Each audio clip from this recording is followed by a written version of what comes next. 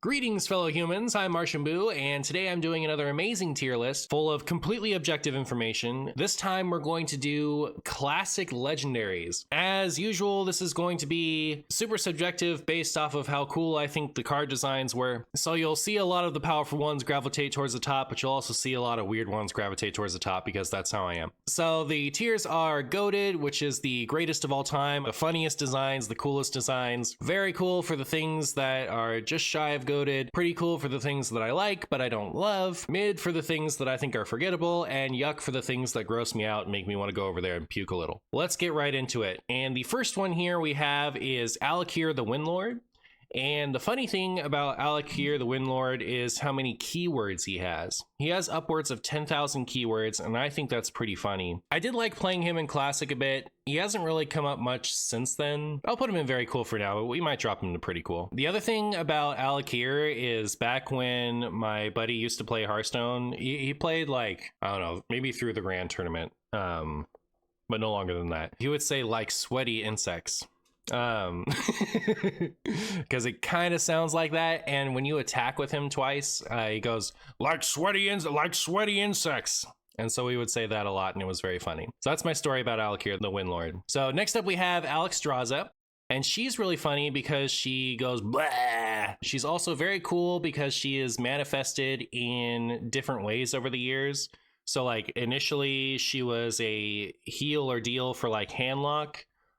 She was like the Reno Jackson of Classic, but also in Freeze Mage, she was part of the important damage. So you would try to put yourself in a position to where you wouldn't die the turn you play this and then deal the remaining 15 with Freeze Mage. And then nowadays we keep her in the ETC alongside Corset Alex so that we can get them both out of that with Bran, set the opponent to 15 with this Alex, and then barf on them again with the other Alex from Corset. So she's been an iconic legendary, and it's hard to put anything else in Goated if not Alex. All right, the next up we have Archmage Antonidas, and Archmage Antonidas is pretty funny. He was the first like infinite damage combo in Hearthstone that I can think of, and it was really fun to get all the Sorks out, and he has a really fun voice line. And I like that he shares that tune with Tirion, so when you play him, you can go burp, burp, burp, burp, burp, burp, burp. I don't know how to put him in Goated. I think he's got to be at least very cool. But he goes, aha! And I think that's pretty cool. Then we have Baron Geddon. And Baron Geddon was my first Golden Legendary. I pulled it out of a pack. And that's why I have Golden Baron Geddon. Because it was my first, so I kept it. And he was pretty cool in Original Control Warrior. He was like your win condition against Zoo. If you could survive and then get this out against Zoo, on 7 you just kind of won. Baron Geddon, more like Baron Geddon Big Game Hunter? Yeah, that too. But I'm going to put him in very cool. I like him. Well, maybe I'll put him in pretty cool. Maybe I'll put him in very cool. I have a lot of nostalgia for him, and I have a lot of nostalgia for Classic Control Warrior. But I don't want to put everything in very cool. So we might drop him. Him and Al'Akir are pretty cool candidates. Also, forgot to, sorry everyone. It's gonna be my first, I have to tap it as we go tier list, and I'm not gonna remember here. Maybe this will help. But anyways, there's Baron Geddon. Get a good look at him. Bask in it. All right. Then we have Blood Mage Thanos, and this is kind of a boring legendary, but it was really cool that it was so versatile for so long. Like, you have a Blood Mage Thanos and it can go in like all of your decks. So yeah, I think it's pretty cool for that reason. Solid. Then we have Cairn Bloodhoof, and one of the coolest things about Cairn is if you play him against Garrosh, he has a unique line. So I think this is a very lore exciting card because it interacts with things when you play them, but also its Death Rattle summons his son. So this guy was the leader of the Tauren, and then he lost a duel against Garrosh and died. And then his son became leader of the Tauren. I don't know. I've always really liked this design for that reason. And it felt good to play. You know, like you get out this big beefy stats on board. So yeah, he's very cool. Then we have Captain Greenskin, and this is like mid, I guess. It was kind of played in Pirate Warrior in some like Angora lists. It wasn't even Angora lists. It was like Ankar lists, right? When everyone was trying to get more +1/+1. So anyways, I like this one, but it's like I like it just fine. I don't love it. You know, it's Captain Greenskin. Then we have Cenarius. And Cenarius is pretty cool. He's always been a little bit expensive. I did like playing him Ramp Druid, and I like the idea of he's a good defensive tool, and he's also good at finishing off the opponent. But the amount of effect you get for the mana cost he's at has always been very prohibitive. So I don't think he's ever been that great, but I would have loved to be able to like Fandral Cenarius or Oldham Quest Cenarius at some point. It's just, he would need to cost like 6 or something. Then we have Deathwing, and Deathwing is very funny because it's got this beautiful golden legendary, and I pulled one and I thought, this looks so awesome, I want to keep it. Around, when was it? It was after Black Rock. It was probably somewhere around Whispers or Karazhan, whenever Dragon Warrior was really popular. I had the golden Deathwing for a while and I was short on dust, and one day I decided, you know, like, this is really cool, but I'm never going to use it. Deathwing is so terrible and I need dust. So I dusted it for the 1600 dust, and then it did something. Within that week is when Dragon Warriors started putting Deathwing in their list. So I've always been a little bitter at myself about that. But anyways, he looks cool. He's got like a really nice effect, very thematic for the character. So he's very cool.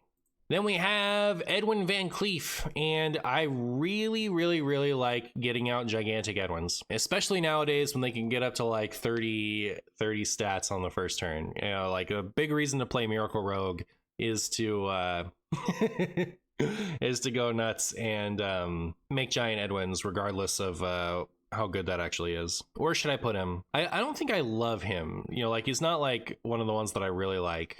I think he's mostly pretty cool. I enjoy him mechanically, and he has like a nice, you know, laptop style voice line that's iconic and funny. I kind of want to put him in Goated for the culture. Thoughts?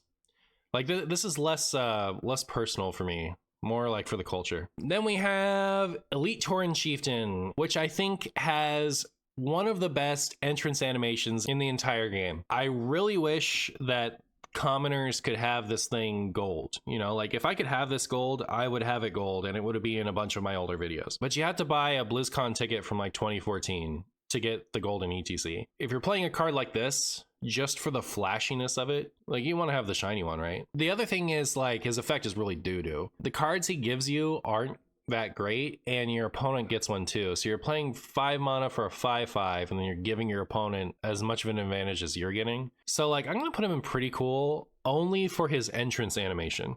All right, that's what it is. It's like a really sick card until you like try to play with it. Then we have Goblin Mechanic, summon an awesome invention. Cool concept, terrible in practice, and again, the golden was locked behind not being in the beta. I don't want to put him in Yuck because I do like his effect, so I guess I'll put him in mid. It's such a unique card is the thing. You know, it's not like, it's not good. It's never been like something you'd want to put in situationally, but the concept of it giving you those awesome inventions, it's one of the first things like that. This was banned in Arena. Was it that good? Doesn't a banner come down when the fireworks goes off for ETC? Yeah. Then we have Grommash Hellscream, which was an exciting finisher in both Original Wallet Warrior and Grim Patron Warrior, which are 2 of my favorite decks of all time. It's very exciting to get to the point in the game where you can play this and have a big finish. I think I got to put him in Goated. I think I really like that card. Grommash Goated? Mega Goated? All right. You guys are in. Okay, then we have Gruul. Where are my Gruul fans? Gruul rules? Gruul is cultured, but so bad. I'm not really in on the whole Gruul joke, you know? Is this gonna sicken you guys? Is this gonna make you guys lose respect for me when I put this here? Thoughts? His effect is like so boring. You know what's really funny is they made this the same card but worse sets later. They made it terrible in was it Whispers, the boogie monster? Like like Gruul wasn't bad enough. They had to make one that's even worse. Gruul was a cool boss in WoW. I agree. I like the character. I wish the card was better, but the card is like, whew, stinks. Next, we have Harrison Jones. A couple things about him. One, why didn't they have Harrison Jones fulfill the role of Reno Jackson? I think they were worried that Harrison Jones is too obvious of a ripoff of Indiana Jones, and they didn't want to risk some type of repercussions. Because it's the exact same, they're both homages to Indiana Jones, It's just one is a little less blatant. They could have absolutely had this guy act like Reno Jackson in the card game. There's no reason not to. And they're like in the Harrison Jones is in the League of Explorers. He's like a big prominent member of it. So anyways, my assumption is that they didn't want to risk something, so they made a new character. Okay, and the other thing is the original effect of this in like alpha or something like that. The original pitch for this character was Sticky Finger. They almost put that in classic. So anyways, those are all negatives for him. Like, I wish he was Reno Jackson. He was almost Sticky Finger. Or is that a positive because he didn't end up being Sticky Finger? We had like 5 glorious years of a Sticky Finger free Hearthstone because Harrison Jones has a different effect. I really like this card. Like, weapon removal felt more interesting back then because like it was so overcosted for the effects. So you could play the stupid 2 for 3/2 acidic swamp ooze and be really unhappy when your opponent didn't have a relevant weapon. Or you could play the much more expensive Harrison Jones, who also has terrible stats. Worse stats even for the cost. But when you do destroy a weapon, you get a huge upside. So I don't know. I thought this card was cool. I guess I don't put it in the love tier. I'll put it in the pretty cool tier. Then we have Hogger, which is a card that I feel like has always been 1 mana short of being really good. I'll put him in mid. I don't know what else to say about him. The number of times I'm mad Zeph gives me Harrison Jones. Oof. Hogger's a good meme. Yeah, like I like him. You could almost put him in pretty cool. It's just like I don't have really strong feelings for him because he was always just slightly too expensive to be fun. All right, then we have Illidan. Illidan is a card that has never been great. However, in Kobolds and Catacombs, when Q-Block was dominating Standard and Wild, original Q-Block before Possessed Lackey got nerfed, was dominating Standard and Wild. I was using... I play it like this was at the height of my personal interest in Hearthstone. Like, I had so much fun in Kobolds and Catacombs. I loved every single deck. One of which was Inner Fire Priest. While I was spamming Inner Fire Priest in Wild, I was taking people's Possessed Lackeys with Potion of Madness and trading them back into one of their other guys to deny the Death Rattle to the Q-Block people, and always getting a little sad that I didn't get to get a demon for doing that. And so I searched my collection for a demon to put in my deck. There was Void Ripper, which was a 3 for 3/3 that flips the stats of your Pokemon in play. And that actually, like, that has some real synergy with the deck, right? Like, you can do Divine Spirit, flip, and do that. Or you can get a free 3/3 when you get to steal the thing. Did I say Pokemon in play? Anyway, so I could have gotten I could have done that. That was like a card that would have been generally useful, as well as like you'd get a bonus 3/3 when this niche situation happened. I was like, no, that's so boring. Let me put in this Illidan. So at the time, the most exciting neutral demon was Illidan. And so I put it in just for the sake of having this flashy, exciting time. And the first person I pulled it off against was Get Me Out. So I did it, traded it in, pulled out my Illidan. And then somebody on my friends list told me, like, the person you're playing is a streamer. And so I went to go check out the clip. And that's how I was introduced to Get Me Out. So anyways, this for me, I have a lot of nostalgia for this card. I think it's really funny. For me, it's goated. I love Illidan. And it also has the honor of being the only constructed card to just not exist anymore. This card was deleted from the game. When Illidan was added as a hero, they took Illidan out and put in Xavius to be like a similar, like it's almost identical. I think Xavius is a demon, but like Illidan summons elementals and Xavius summons demons, so they're slightly different. Succubus as well. Oh yeah, I guess Succubus doesn't exist in the game either. All right, there's 2. All right, moving on. King Crush. King Crush is a very funny card because it's a giant Tyrannosaurus Rex and it has a big, exciting entrance animation, which I like about it. Also, I have crafted and disenchanted this card Golden twice. I crafted it Golden because I like T-Rexes, and it was useless for a long time, so I disenchanted it. And then I recrafted it Golden for Katharina Hunter. Why is Crush blue and not green? I don't know. Dabba-dee-dabba-die. King Crush sounds like a Pokemon. He is a Pokemon. I'd catch him. But yeah, I do really like King Crush. I'll put him in very cool. Next up, we have King Mukla, who is a 3 mana 5/5 that gives your opponent 2 bananas. This card is funny when you get him on Zeph, because your opponent will be at 8 or 9 cards in hand and you get to overdraw them 1. And that's like the extent of how this card is silly. I'm gonna put him in mid. Then we have Leeroy Jenkins. This card was actually a lot more fun in WoW TCG. It was very similar. So it had the, I don't think it was called Charge. I think it was called Haste. I forget though. It had the same mechanic in WoW TCG, but with the caveat that when you played him, he gained Charge, whatever the Charge mechanic was called. He gained it if you said Leeroy Jenkins. You have to scream Leeroy Jenkins out loud.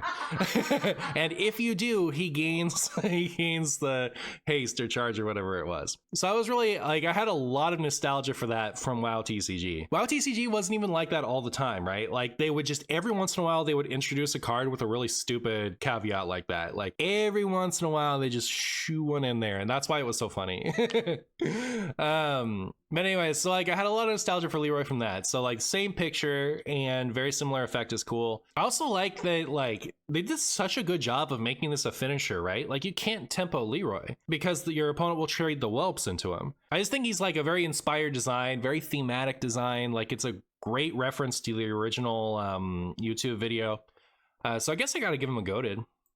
Next up, we have Jaraxxus, and Jaraxxus is super cool. Speaking of WoW TCG had heroes. Imagine if instead of picking just a class, you also picked a character, and that character would have a unique hero power. That's how it worked in WoW TCG. There were so many of them. You could also run what was called a master hero in your deck. It would have a mana cost, and you would play it, and then it would replace your hero, much like hero cards in Hearthstone. But when I saw this Jaraxxus, I thought, what a cool way to incorporate master heroes into Hearthstone.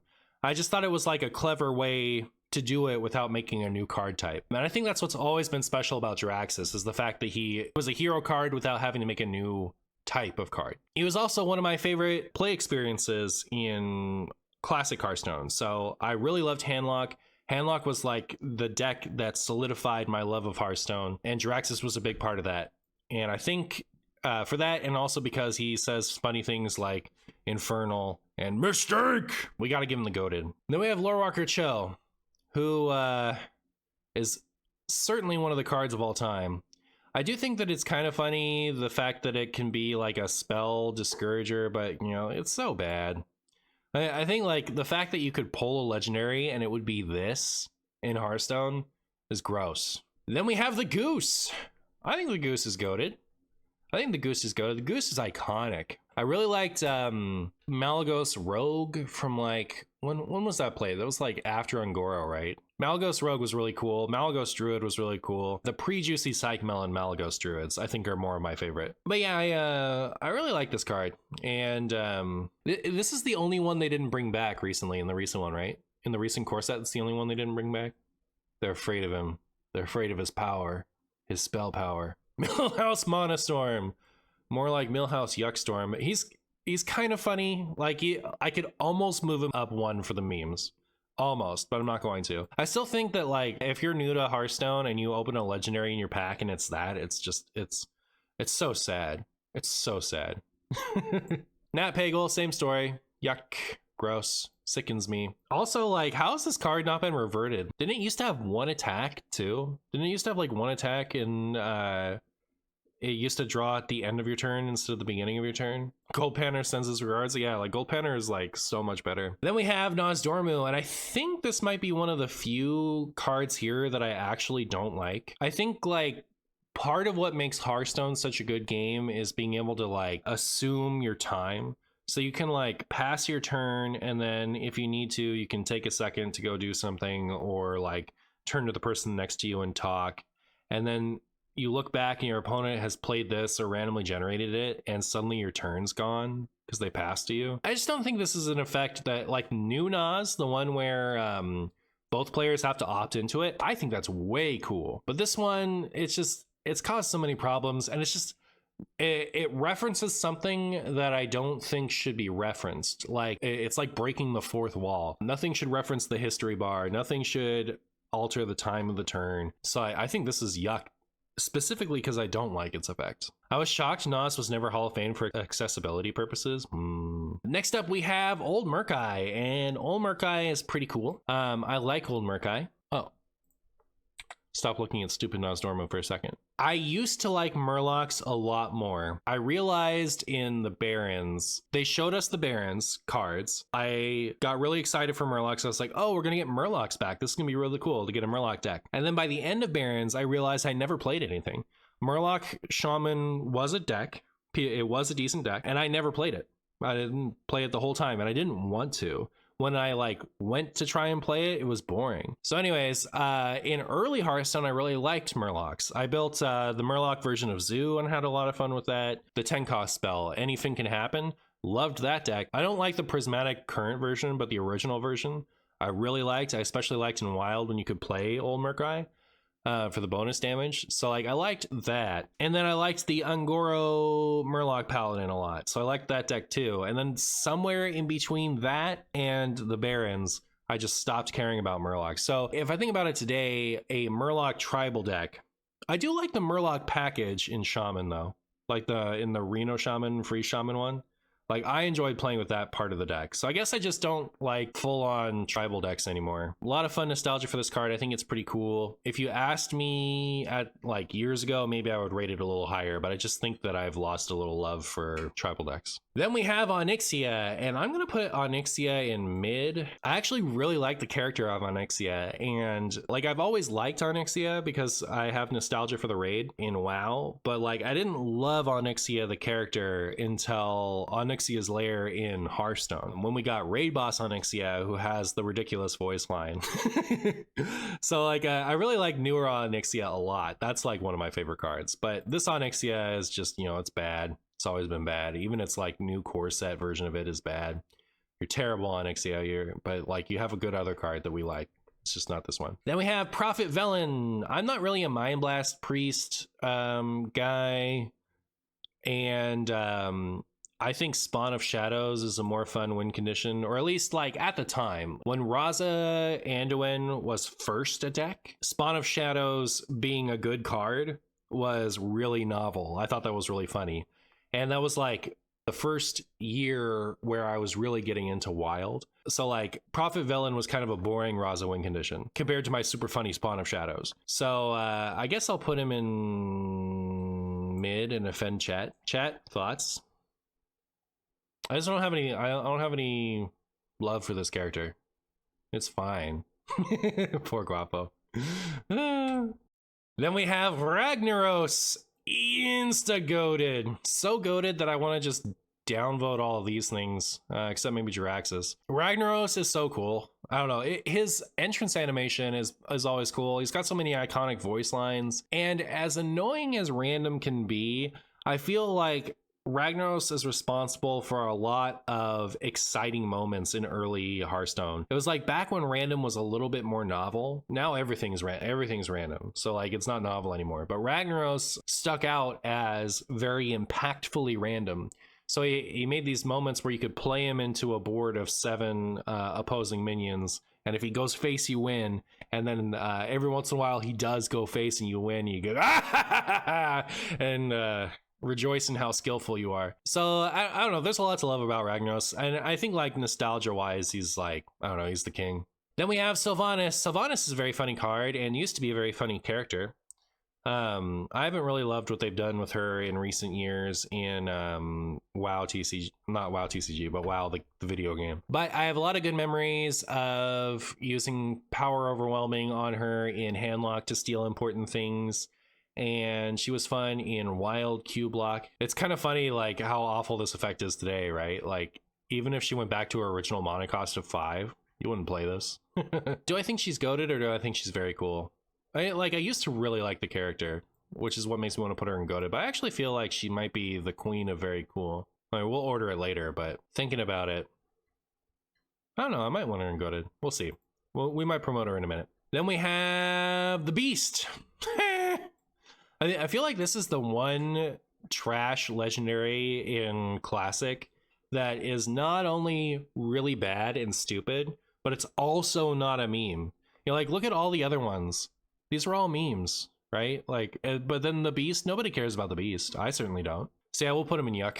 Black Knight, huge Black Knight fan. I don't know, it's just really cool. Having hard removal was more significant in classic Hearthstone. It was just very satisfying. I think I remember when I think it was the Grand Tournament, a warrior card came out that could give an opposing character taunt, and I thought that combo was so cool, but like I was never able to pull it off very meaningfully. Like it wasn't worth it to put the 2 for 3/2, give something else taunt just to have this wombo combo happen sometimes. But yeah, I really like this card. I guess I won't put him in goated. Then we have Tinkmaster Overspark, who is now terrible, but once upon a time you could target what he hit. That was actually from before my time, so I don't even have that nostalgia. I guess I'll put him in mid. I did kind of like him as a cope warrior card. Like when your opponent uses Gadgetzan Auctioneer, they play Gadgetzan Auctioneer and conceal it. And then if you don't have a brawl, or even if you do, you'd prefer a way to actually like get rid of the Gadgetzan Auctioneer instead of just hope to get rid of it. And if all they had out was Gadgetzan Auctioneer, you could hit it with Tinkmaster Overspark. How good is that? Not very good, so we'll put it in mid. All right, then we have the burp himself, Tirion Fordring. It's so funny to look back on Ancient Hearthstone and think about how this card was considered like too good. This was like broken. It did too much for 8 mana. It got everything.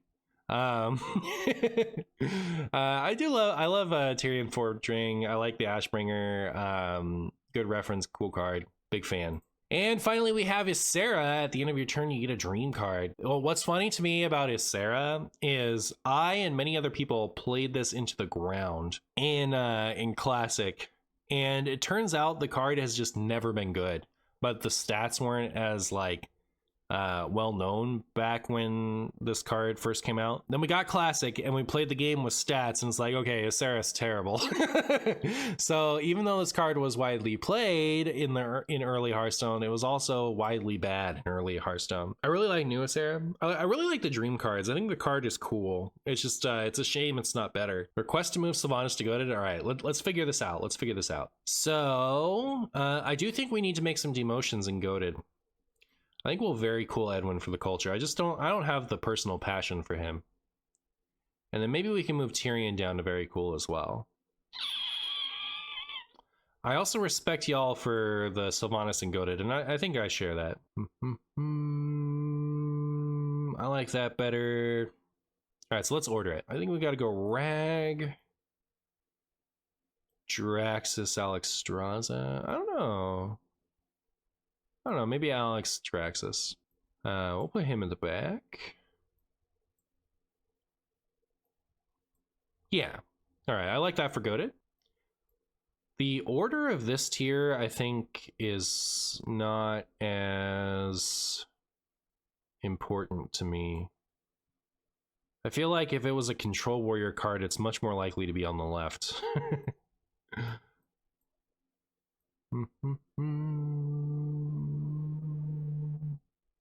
All right, then pretty cool.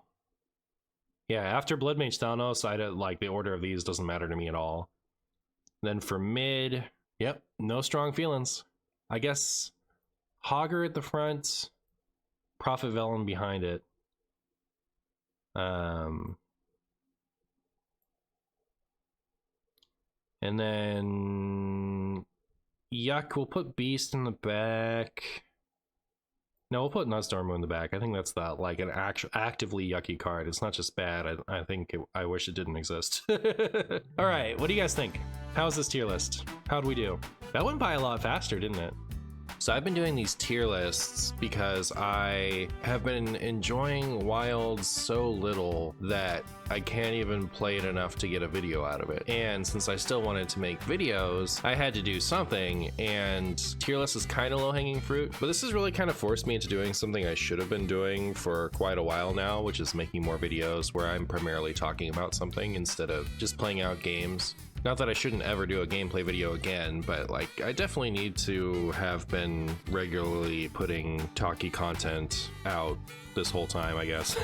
So yeah, I got lots of other ideas. I already have recorded another tier list. On the same stream, I did a tier list for quests. And so I have that recorded already, and I'll edit it tomorrow and get it out whenever that's finished. And then I want to start doing custom card videos, so I'll come up with some fun custom cards and do that. The editing process for today's video is such a stark difference from the last one I did. For those of you who haven't been tuning into my stream often enough to hear me talk about this, whenever I do those card review videos, it is a monster.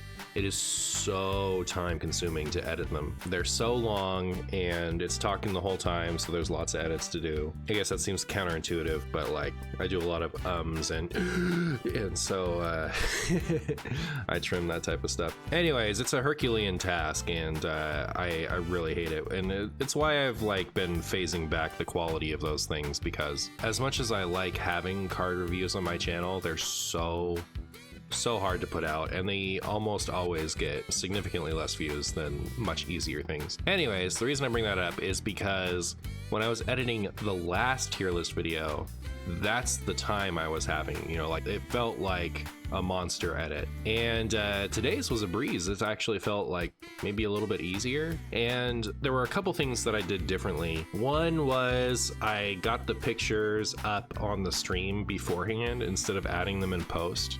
It wasn't too time consuming to put them in the last video, but it was very momentum breaking. And so it just like, I took that entire tedious task out by putting it on beforehand. But also I was much more conscious this time to not spend too long talking about any one thing. So not only is a shorter tier list review easier to edit by nature of being shorter, but also the snappier commentary is easier to edit than rambling commentary, if that makes sense. So yeah, this was kind of a breeze. I'm hoping that the next one is too. I do think I lost a little bit of steam on the next one, so it should be a little bit harder, but the total time between this tier list and the next tier list is less than it took me to make the first one.